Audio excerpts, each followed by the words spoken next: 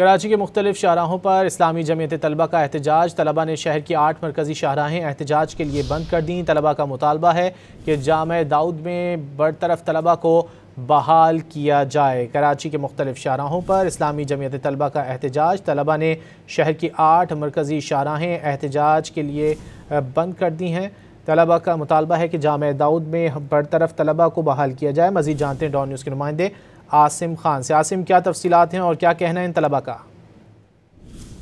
यह इस वक्त कराची की मुख्तलिफ शाहराह में ट्रैफिक की रवानी मुतासर हो रही है, क्योंकि इस्लामी जमीयत तलबा की जानिब से जो है एहतजाज किया जा रहा है, जिसमें शार पाकिस्तान, यूनिवर्सिटी रोड, न्यू एमिजन रोड कॉम्प्लेक्स समेत मुख्तलिफ सड़कों पर ट्रैफिक जाम है। और तलबा का यही कहना है कि जो बरतरफ तलबा हैं उनको जो है फौरी तौर पर बहाल किया जाए। इसी सिलसिले में जो है मुख्तलिफ मुकामात पर जो है वो तलबा सड़कों पर निकल आए हैं, जिसके बाद पुलिस भी यहाँ पर पहुंची है और जो तलबा हैं उनको मुंतशिर करने की कोशिश की जा रही है मुज़ाकरात के बाद।